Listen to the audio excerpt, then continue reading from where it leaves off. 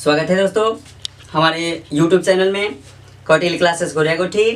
अगर आपने अभी तक हमारे चैनल को सब्सक्राइब नहीं किया है तो कृपया सब्सक्राइब करें और बेल आइकन को दबाना ना भूलें और उसमें ऑल सेलेक्ट करें ताकि हमारे जितने भी अपडेट हैं आपके पास तेजी के साथ पहुंचते रहें। Welcome back to my YouTube channel Kautilya classes Goriakothi. चलिए तो आज हम जानेंगे राजा, किसान और नगर हिस्ट्री का सेकेंड लेसन है क्लास 12 से इंटरमीडिएट आर्ट्स।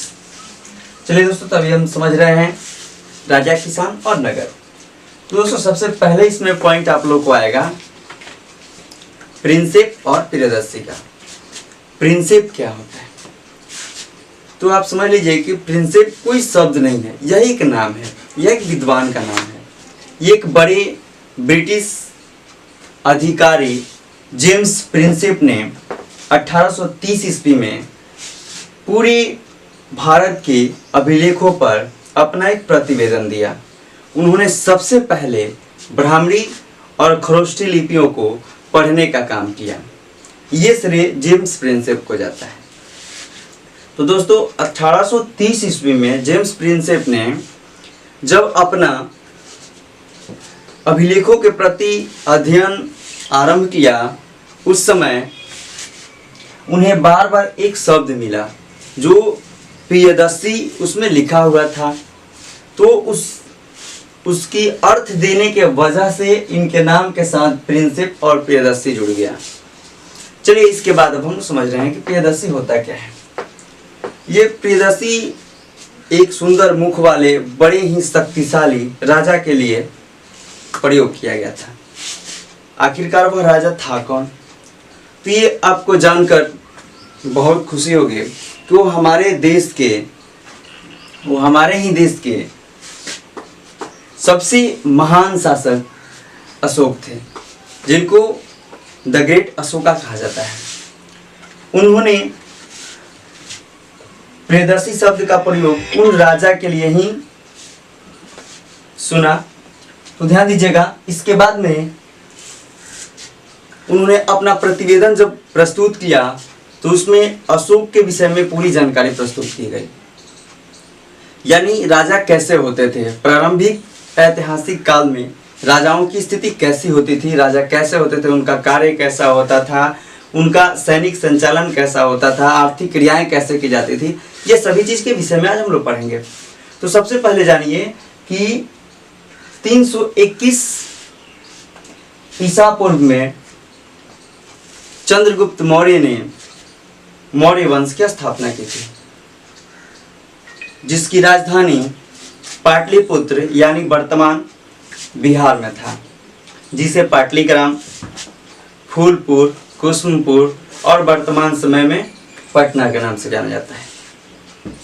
तो सबसे इसमें महान कोई शासक हुआ मौर्य वंश में तो वह सम्राट अशोक थे।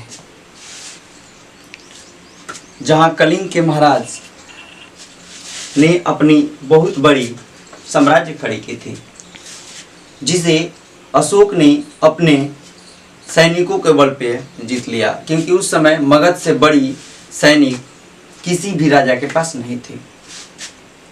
तो यह ध्यान देने वाली बात है, जब कलिंग महाराज युद्ध में मारे गए तो कई दिनों तक कलिंग का दरवाज़ा नहीं खुला और अचानक एक दिन कलिंग का दरवाज़ा खुला और वहाँ से उनकी पुत्री पूरी स्त्रियों की सेना लेकर सम्राट से युद्ध करने के लिए चली आई।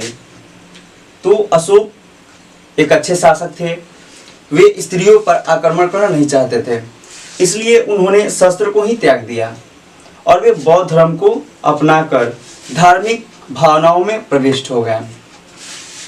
तो इसके साथ ही अब आपको ये जानना पड़ेगा कि अशोक की जो राज्य की राजधानियां थी या राज्य का विस्तार था वह कहाँ तक हुआ था। यानी ऐसे तो पूरा भारत, अफगानिस्तान, उज्बेकिस्तान, ये पाकिस्तान, ये सभी उसमें मिले हुए थे। उनकी राजधानी काफ़ी दूर तक फैली हुई थी। तो इस तरह से उन्होंने इसको संचालित करने के लिए यह आवश्यक है कि अगर कोई बड़ा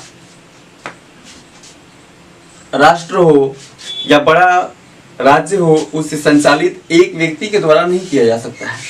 तो उन्होंने इसे संचालित करने के लिए आज जैसे राज्यों में देश को बांटा गया है, उसके बाद में प्रखंड स्तरीय, जिला स्तरीय, ये सभी क्षेत्रों में विभाजित किया गया है ताकि देश को सही से चलाया जा सके। ठीक इसी कंडीशन को अपनाते हुए उन्होंने पूरे अपने राज्य को 16 महाजनपदों में बांटा था, जिसमें मगध सबसे बड़ा था। और इसके साथ ही शासन की इकाई संचालित करने के लिए सबसे पहला काम किया गया वज्जी संघ वैशाली में। वज्जी संघ भी महाजनपद का एक भाग था, वह भी एक महाजनपद था। तो वहां पर सबसे पहला काम किया गया कि दुनिया का सबसे पहला लोकतंत्र यानी प्रजा का शासन, सबसे पहले डेमोक्रेसी की स्थापना वहीं पे हुई। यानी वज्जी संघ के निवासियों ने ही वहां पर राज करने के लिए सबसे पहला अपना प्रतिवेदन प्रस्तुत किया, जिसे आज पूरी दुनिया लगभग आप समझ लीजिए कि 92% पूरे वर्ल्ड में आज लोकतंत्र यानी डेमोक्रेसी को ही अपनाया गया है। इसमें से डायरेक्ट डेमोक्रेसी और इनडायरेक्ट डेमोक्रेसी है। एक प्रत्यक्ष लोकतंत्र और दूसरा अप्रत्यक्ष, जिसको लोकतंत्र और गैर लोकतंत्र भी कहा जाता है। चलिए अब हम लोग इसमें जान रहे हैं कि क्या उस समय भी स्त्रियों को शासन करने का अधिकार था? तो ये जवाब है जी नहीं। उस समय स्त्रियों को शासन करने का कोई अधिकार ही नहीं था। उस समय जो शासन व्यवस्था थी उसे जेम्स प्रिंसेप ने ओलिगार्की का नाम दिया। यानी इसका अर्थ होता है, एक यूनानी शब्द है, इसका अर्थ होता है समूहों का शासन, यानी जिसमें पुरुष प्रधान शासन को रखा गया था। इस तरह से अशोक सम्राट जो थे वे अपने राज्य को चलाया करते थे। अब हम लोग बात करेंगे व्यापारिक स्थिति कैसे थी, यानी उस समय नगर कैसे थे। तो सबसे बड़ा काम किया मगध सम्राट अशोक ने, ग्रामीण क्षेत्रों को, जो देहात की एरिया थे, उन सभी क्षेत्रों को शहरीकरण की ओर जोड़ दिया। उन सबको नगर बनाने के लिए, उसमें औद्योगिक नगर बनाने के लिए, आर्थिक दृष्टि से उनको संपन्न बनाने का कार्य किया। तो ये सभी क्रिया यहाँ पे किए गए। इसके साथ ही एक और आपको इस लेसन में पढ़ने को मिलेगा, प्रयाग प्रशस्ति। यानी प्रयाग प्रशस्ति हरिसेन के द्वारा लिखा गया है, जिसमें समुद्रगुप्त की जीवनियों का वर्णन किया गया है। यह हरिसेन ने उसमें लिखा हुआ है कि उस समय समुद्रगुप्त के कोई प्रतिद्वंदी पूरे दुनिया में नहीं थे, क्योंकि वह एक काफी सुसंगठित और संपन्न राज्य था। इस तरह से ये आपका मौर्य साम्राज्य का डिटेल्स था। Thank you.